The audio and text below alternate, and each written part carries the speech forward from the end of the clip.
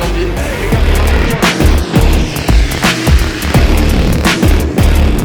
On a la moto, on a mis le nouveau faisceau, tu sais, le faisceau Motec, ben là ça déconne.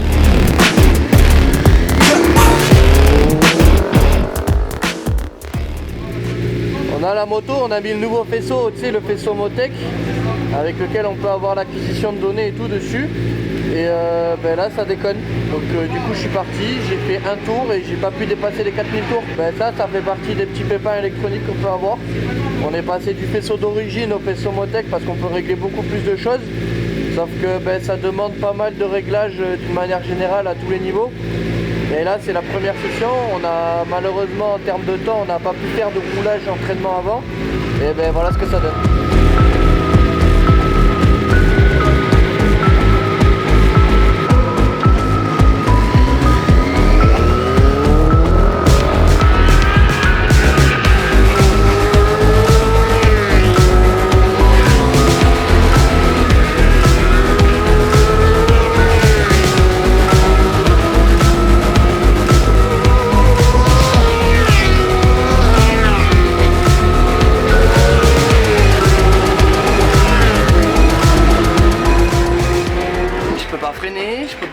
Je peux rien faire. La moto à peine t'accélère, elle part dans tous les sens. Quand tu attrapes les freins, j'ai l'impression qu'elle freine pas. Elle me pousse, et j'arrive pas à freiner alors que je suis à l'arrêt. Quand j'essaye d'aller à un endroit, au moment où je lâche mes freins, bon, elle s'écarte complètement et je peux pas, j'arrive. Maintenant qu'elle est à jour, on va pouvoir travailler dedans. J'ai l'impression de rouler sur un circuit de pit bike avec un VMAX. Mais c'est ça. On cherche comme des... Putain, mais je cherche rien, hein, c'est bon. Il y avait trop d'eau mais pas assez de Ricard, ils ont dit.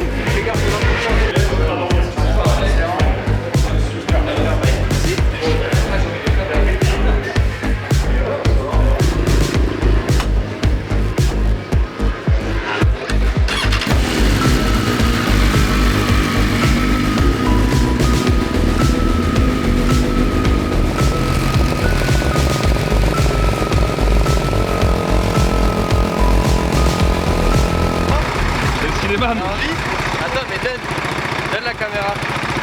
Continue de filmer. Que les gens voient ce que je te fais faire.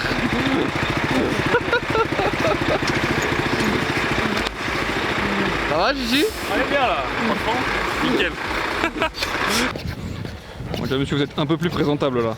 C'est un peu mieux que la dernière fois, non? Bon, la dernière fois c'était jean.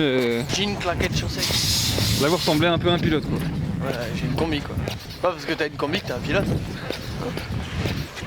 Là c'est apéro les gars. Comme ça. Ah, c'est les pattes devant les mecs. Ils verront vite.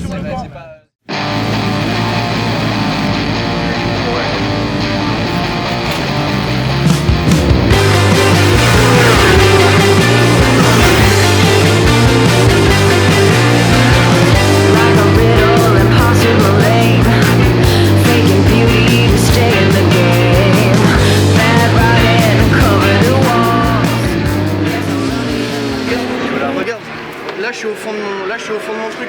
Regarde toute la marche que j'ai. Je suis en train de faire ça tout le temps sur la moto, je fais que ça. Ouais, un peu plus, mais le problème c'est que je suis toujours en train de chercher ma position partout.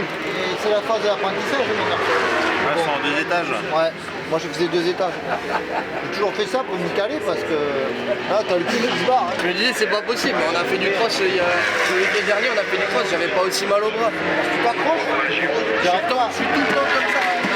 Le seul moment où je peux avoir mes pieds qui sont vraiment sur les cale-pieds où je peux appuyer, c'est quand j'ai le pied qui collait pas ouais, le faut reculer les calpiers. Pour reculer quelques pieds. Ouais, c'est ce que je lui ai dit à Sam. Je lui ai dit le problème c'est que j'ai essayé d'analyser comment est-ce que l'anti-wheeling s'enclenchait et en essayant de me mettre, en essayant de me caler, l'anti-wheeling il fait pas. C'est pas constant, ça fait ça fait ça. J'arrive à la placer bien et à rester plus ou moins à la corde. Le seul truc que j'arrive pas à faire c'est descendre, j'arrive pas à descendre. Dès que j'essaye de descendre plus, mon guidon il fait ça et après je fais...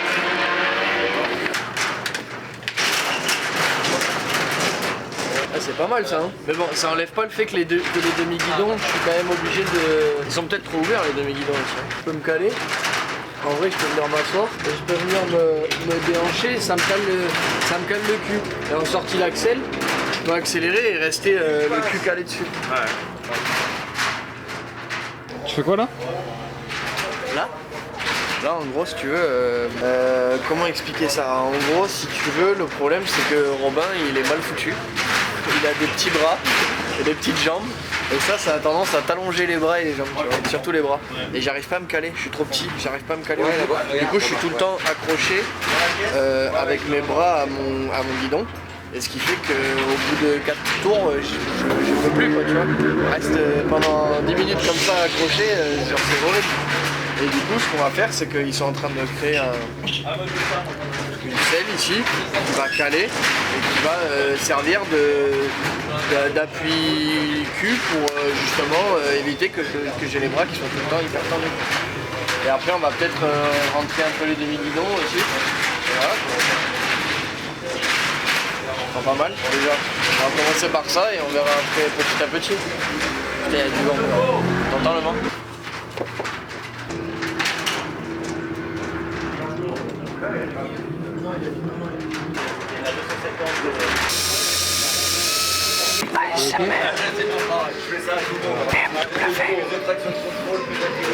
Vas-y, il faut essayer. C'est comme ça et puis si tu veux qu'on serre plus, qu'on recale plus derrière, on va pas trop faire, sinon on va être bloqué comme ça. Et puis, On met quoi comme pneu? On met le pneu qu'on a ce matin. Tout est dans le shop, c'est bon. Il a 6 tours. Il est rodé. Il a 6 tours. Le topo d'hier, c'est assez simple, hein. Pas de tour effectué le matin. 0 tour à la FP1 parce que on a eu un problème électronique sur la moto. On a installé, alors en fait pour vous resituer, en Superbike les motos pour la grande majorité elles ont des faisceaux qui sont préparés. Donc faisceau, ce qu'on appelle le faisceau, c'est toute la partie électronique de la moto. Moi en l'occurrence j'avais un faisceau d'origine pour le Mans. Et donc là on est parti sur un faisceau qui s'appelle Motec, si je dis pas de bêtises. Et donc ça se paramètre. Donc ça a été monté avant la course, quelques jours avant la course. Ensuite on doit le brancher et à partir du moment où il est branché on envoie des informations dedans. Je saurais pas te dire quoi exactement mais ça permet après de pouvoir l'utiliser. Donc il a été monté par Arnaud et Fifi quelques jours avant. On est arrivé le jour de la course, le jeudi, on est arrivé assez tôt et Samuel a paramétré avec son logiciel le boîtier, le faisceau pour qu'on puisse l'utiliser, quoi, pour que la moto puisse être utilisée en gros. Et donc ça s'est pas passé vraiment comme prévu, on pensait que c'était bon et au moment de partir en fait la moto était bloquée à 6000 tours minute. Donc il y a peut-être des personnes spécialisées qui connaissent mieux le sujet que moi qui regarderont la vidéo et qui seront capables de nous dire plus en détail de quoi il s'agit. Une fois qu'on a modifié des paramètres, surtout au niveau de l'ordinateur, on a fini par arriver à faire en sorte que ça fonctionne. Donc ça c'était pour la deuxième séance, ça a fonctionné. Le seul problème c'est que la moto était full. Donc zéro assistance, zéro anti-wheeling, zéro anti-patinage, enfin voilà, c'est autant vous dire que déjà une moto comme ça fait 200, je crois qu'on est aux alentours des 220 chevaux. Pour un poids de quasiment équivalent en kilos sur un circuit classique. Quand je dis classique, c'est-à-dire pas les de nom, tout sauf les de nom. Ça fait déjà beaucoup de mouvements. J'avais pas les capacités pour faire fonctionner la moto, donc j'ai fait une dizaine ou une quinzaine de tours en m'arrêtant tous les 2-3 tours pour dire ça va pas, si ça va pas. Donc en fait on essayait de construire quelque chose petit à petit, quoi. Ça a été beaucoup de perte de temps pour un week-end. On a déjà perdu 2 séances de 40 minutes. On sait pas trop, on se pose une question avec Juju, et on sait pas trop si on doit vraiment rentrer dans les détails pour vous expliquer comment on vit la chose ici, mais vraiment dans le détail, parce que ça fait des vidéos qui peuvent être très longues, mais il y en a beaucoup qui nous demandent vraiment du détail spécifique. Par exemple, bon ça on peut pas trop vous le montrer, mais j'essaierai quand même de voir avec la personne qui s'occupe de l'acquisition de données pour vous montrer des bases de fonctionnement, de schéma, vous dire par exemple à tel endroit en combien on passe, en quelle vitesse. C'est du coaching, c'est du pilotage. Moi je suis pas trop là-dedans, je suis pas un coach. Juste si on peut vous donner des informations qui peuvent vous aider ou non vous de votre côté. Après je vous dirai pas qu'il faut freiner là, qu'il faut accélérer, enfin ça rentre pas dans ces trucs là. Je peux vous montrer ce que nous on fait avec les datas et après à vous de voir ce que vous voulez en faire ou non. Mais la question c'était pas ça, c'était est-ce qu'on vous donne trop de détails et est-ce que ça vous dérange que la vidéo soit plus longue avec plus de détails ou est-ce que vous voulez une vidéo plus courte avec moins de détails et plus condensée. Voilà.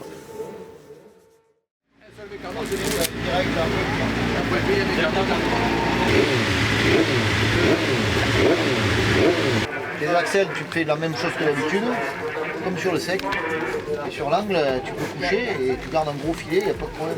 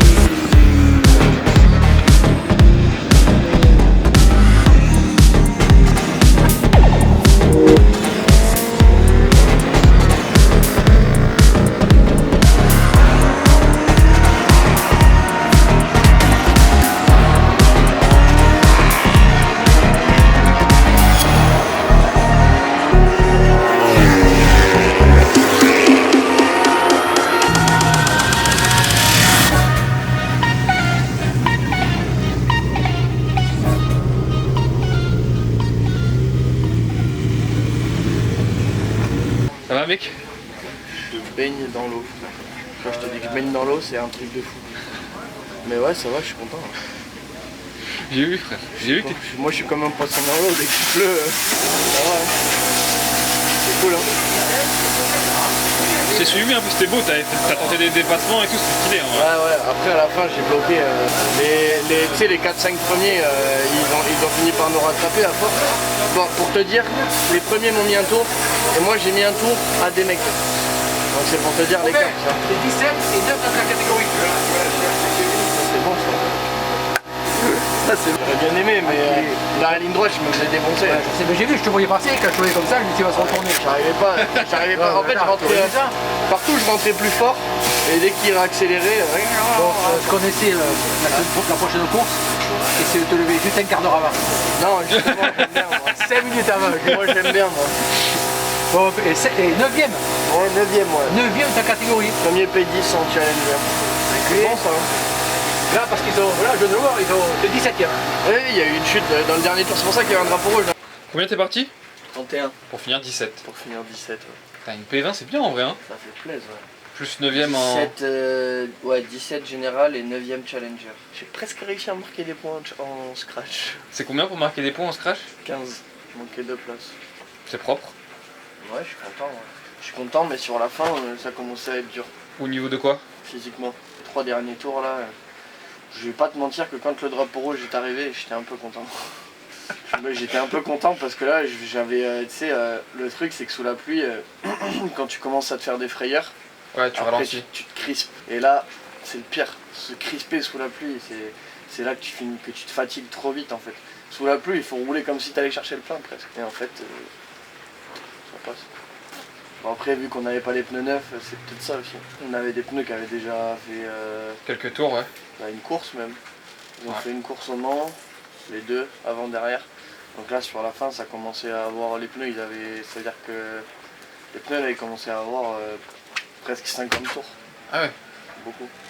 c'est un peu beaucoup. Même si ça grippe bien, ça fait beaucoup quand même.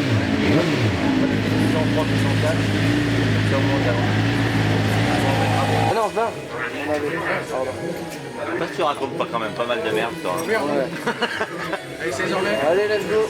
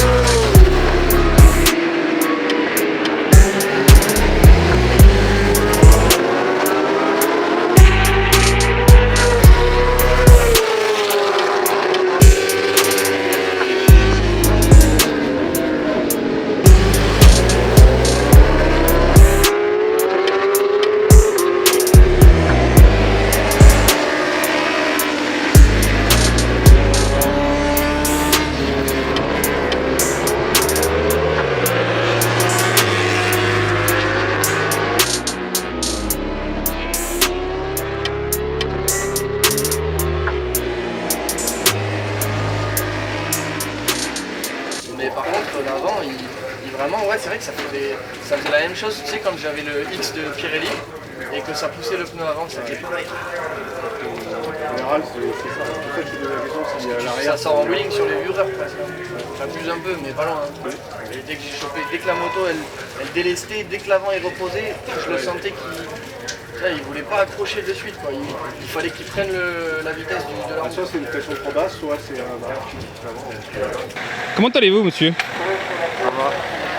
On est arrivé avec le beau temps, on repart avec le beau temps. C'est le beau temps du sud, ça. Le beau temps. Si elle avance pas, c'est peut-être parce qu'il y a une vitesse. Pourquoi il y a une vitesse? Ah mais je sais pas. Toujours aussi flingué. Tu filmes là? Ouais. Ah merde. Donc ouais, les essais libres FP3 de samedi matin, c'était pas, on peut pas dire que c'était vraiment la joie. On était dans la continuité de ce qui s'est fait, donc on récap vendredi matin, pas de roulage, vendredi après-midi, à peine quelques tours avec une moto très capricieuse. Samedi matin, toujours aussi capricieuse, même si un peu moins FP3, mais c'était toujours inconduisible. Pour le coup, en qualif, alors là on est passé d'un extrême à l'autre et je pense qu'il fallait faire ça pour arriver à trouver une solution dans tous les cas. Hein. C'est qu'on est devenu une moto hyper calmée, tu vois, trop calmée. C'est-à-dire qu'en fait, si tu veux, j'étais tout le temps avec de l'assistance partout. Donc je fais le même chrono, ce qui était du coup beaucoup plus facile à faire comme chrono.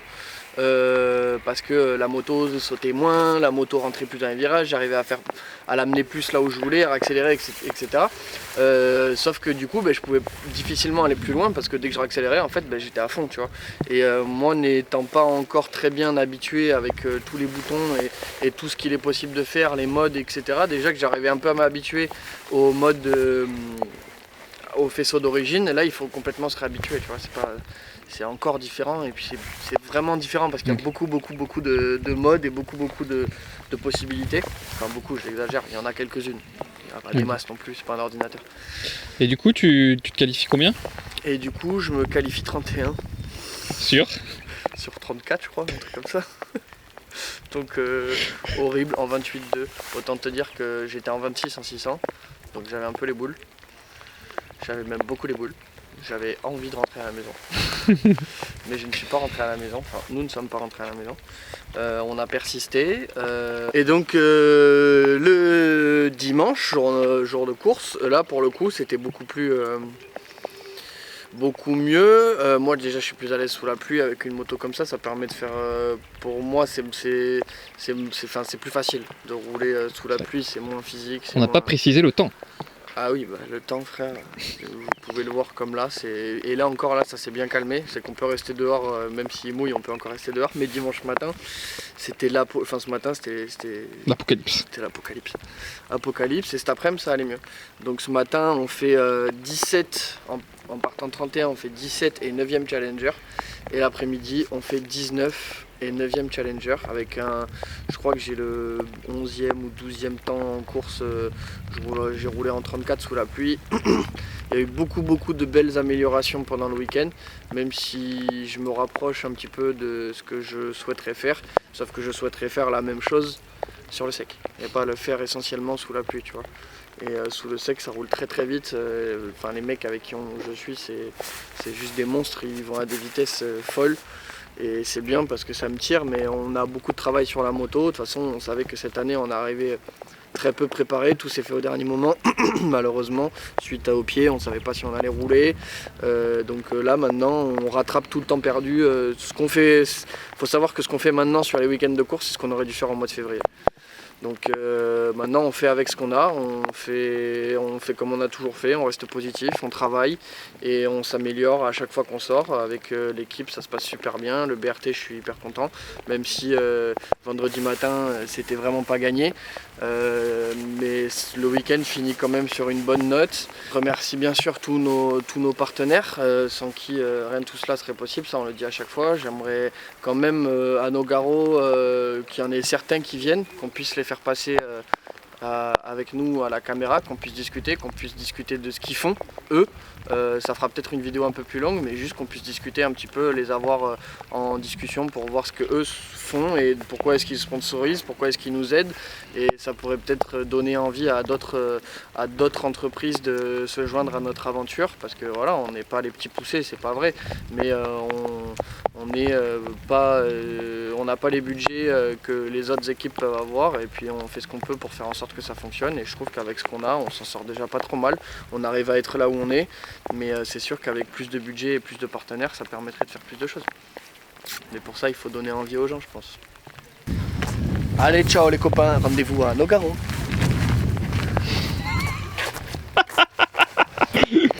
Oh la tente de merde.